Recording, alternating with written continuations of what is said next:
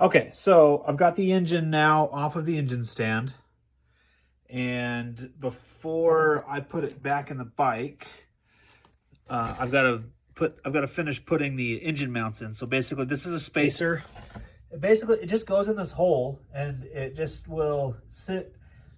Kind of the O-rings will cause it to kind of just sit in space in that hole, and this actually has, or the way that this is set up is kind of cool. It's got kind of a dampening effect, to vibration. So here we've got one damper on this side, and then here's the other damper that I pushed out in one of my earlier videos with my press. So I'm just going to put that in there, and then we'll see if I can smack it with a dead blow hammer. And it goes in easy enough. Okay. So I've got my dampers in there, and the last thing I got to do is I've got a washer and a spacer to put on my kickstart lever. So see that blank space right there? That's where those go. So first the washer goes on, and then the spacer. I didn't put these on earlier just because I wanted to get the Kickstarter on just to kick it a couple of times so I could circulate the oil around that I just put in there. So easy enough. I'll just go ahead and put those on. But I just want to make sure I didn't forget that in the assembly process. Once I do that, I'll be able to go ahead and mount it up in the frame. Okay, got the engine mounted. So we got this bottom bolt, got the top bolt, and then this front bolt. So there's really three mounts. So I'll go ahead and put my shifter on.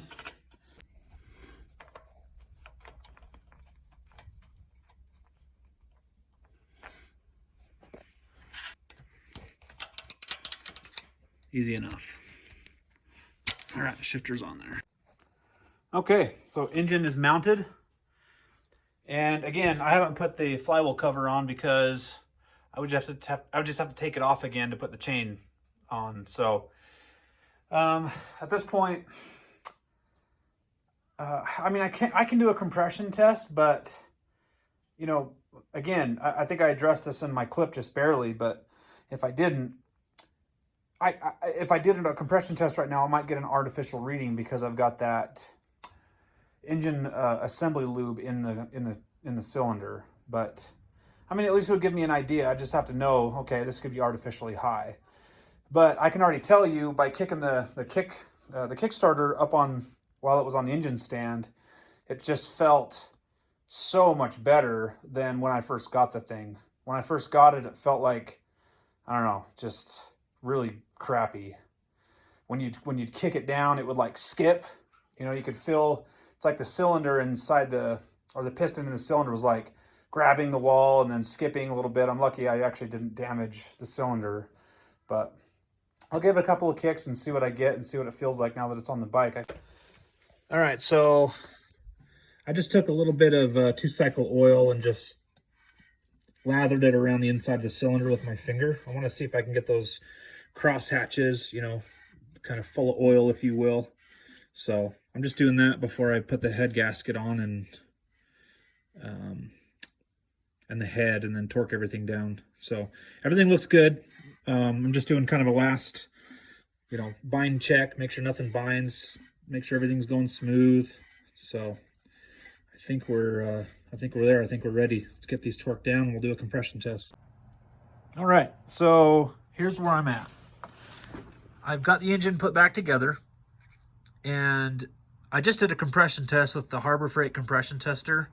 I'm not sure how much I trust it. It only gave me 65 PSI.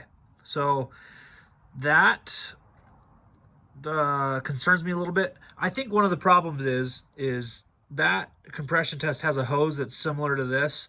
And I think what happens is when you kick the engine over, I think the hose expands a little bit, and I think it gives a lower compression reading.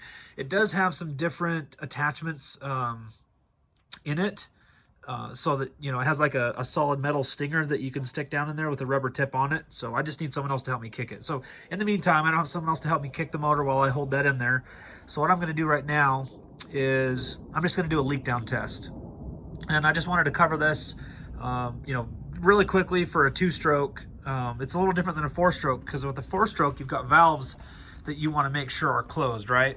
So on a 2-stroke, you don't have valves. So what I've done here is on this DT175, the carburetor inlet is 35 millimeters in diameter. This is a 3/4 inch nipple that I just put a cap on it. So basically this is just a big plug. This is about 33.5 millimeters in diameter, but the boot will still close. You know, it still works, I think. We'll see if it leaks when I do the compression test. And then around the front on the exhaust side, I use one of these Dorman freeze plugs. So here's the wrap, here's the package for it. I got this at O'Reilly's. It's a part number 02602. So you just need something that is right around 35.7 millimeters in diameter that will at least expand to that. This one has a range of 34 to 38, if you can see that. So 34 to 38. So as you compress it and more, you know, it'll expand more up to 38. So this one worked. Now my recommendation is use a little impact driver to install this, because if you're just trying to use a ratchet, you know, you are going to just spin it inside. So I just grabbed some channel locks, and I didn't have to squeeze very hard, but using the impact driver allowed this to tighten, and it tightened quickly enough that now it's really seated tight in there. I guess we'll see when I do the compression test if it's still leaking. Okay, so now I'm going to pull this knob out. Everything is hooked up. I don't want to put this to pressure and then hook the hose up, because that would just slam a bunch of air into the cylinder that's unnecessary. If this was a 4-stroke engine and you did that, you would actually move the piston and you would open up your, let's see what that, you'd open up your intake valves again, right? And so I don't think you want to do that. I guess it'd be your exhaust valves, I got to think. Okay, so I'm going to start turning this. So I can feel air coming out.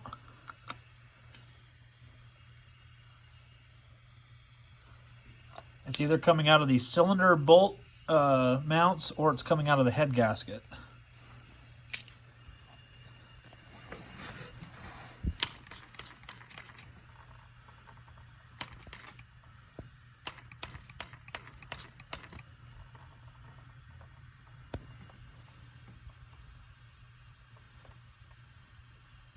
Yeah, look, see the bubbles forming?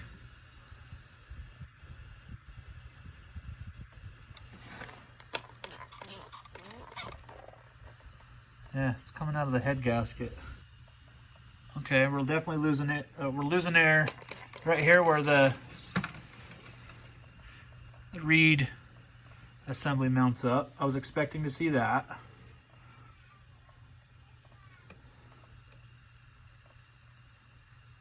Actually, the head gasket might be okay, because look, suds have formed, but it's not bubbling. So maybe it's not the head gasket. I can just feel it right here.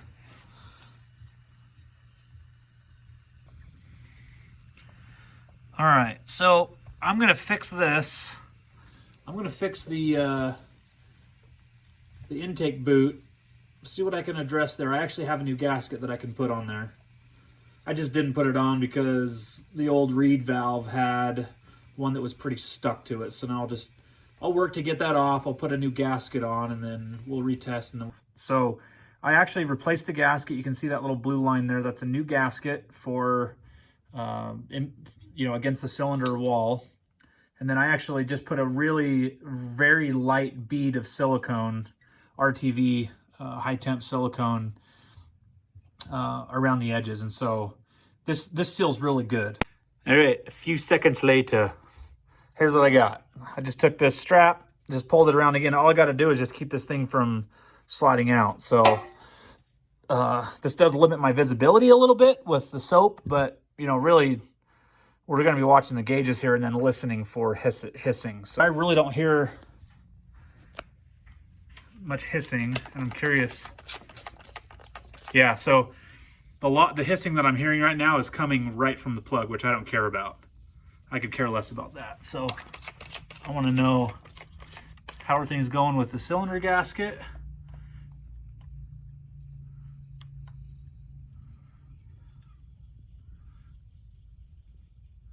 I don't really see any bubbling in there, do I?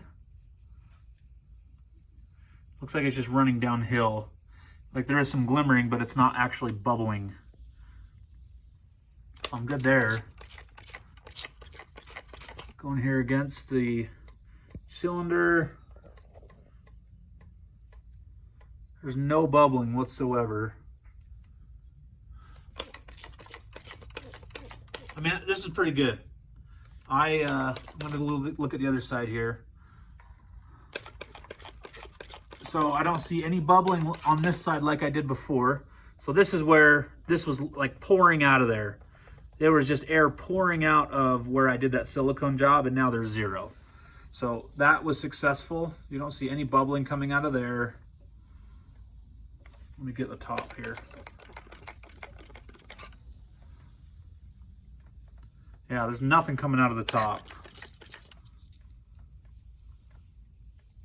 And actually, I'm actually looking to this side of the intake boot because I want to see if there's any bubbling there, right? I'm going to be looking for cracks. It's kind of hard to see with all the other bubbles distracting me, but I do kind of want to validate that we're good there. Okay, so now I'm going to go to the other side of the engine. And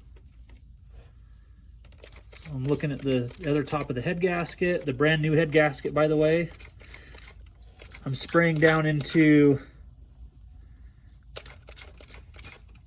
I'm spraying water down into the holes. I don't hear any hissing whatsoever coming out the dipstick.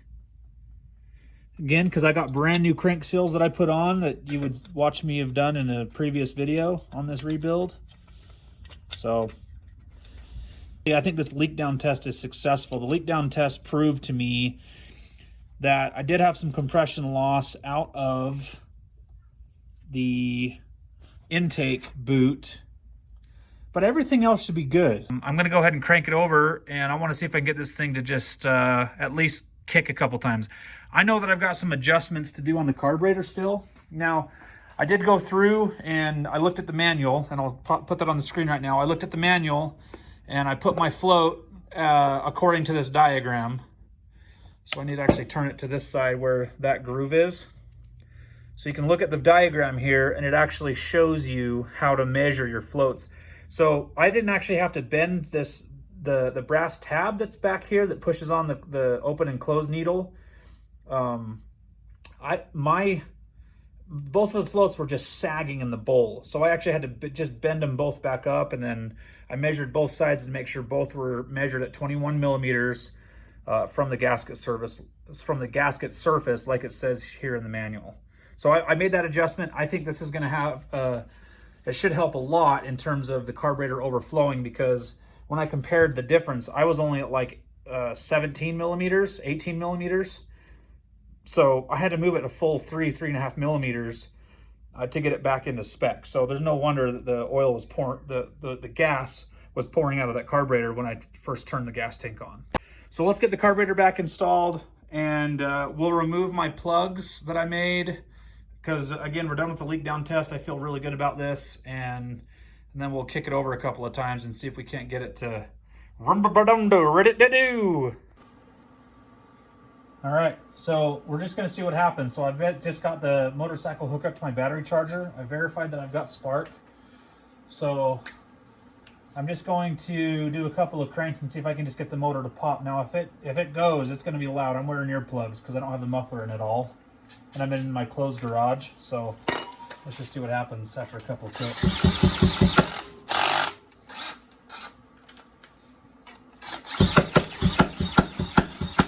It wants to go, you can hear it. Yep, it wants to go. Let's see what happens if I just start kicking it.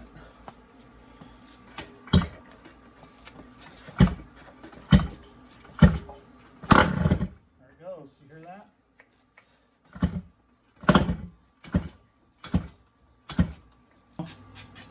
Oh, that was probably a little too much. I'm just using my hand. This is kind of hard.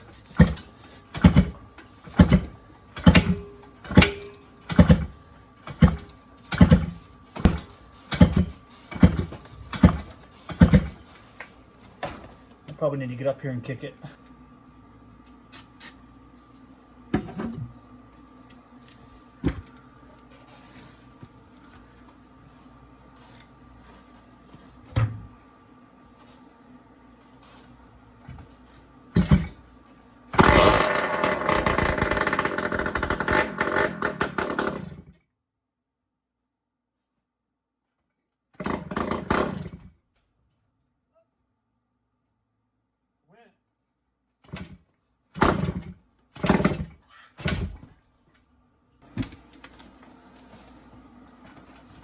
Kicked over pretty easy though.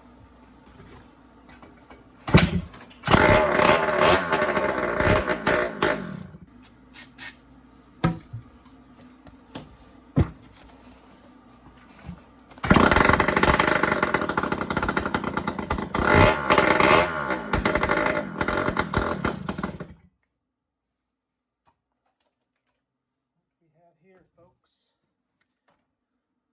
is a failure to communicate. Fuel versus... So what I've actually got going here is I actually just have mixed gas in here. I don't have the lube pump. Obviously I don't have my I don't have the 2-stroke oil tank installed. So I'm actually just using mixed gas. I'm using a 32-to-1 ratio. Just the same as my Kawasaki, so it should be good enough to get this going. So let's put a little bit more starter fluid in there, and then we'll have to start kind of playing with the carburetor.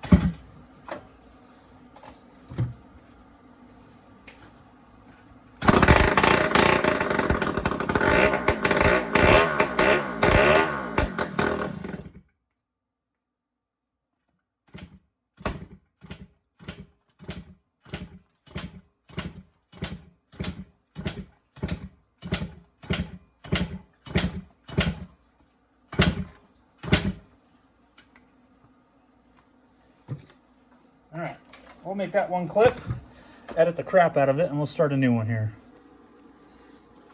Steve, I'm making this clip for you.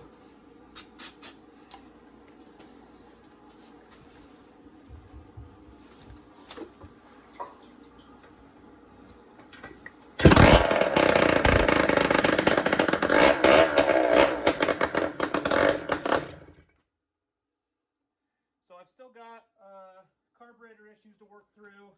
That's pretty much just running off of starter fluid. But she's got new life breathed back into her. So there you go. Happy New Year. Let's give her a kick.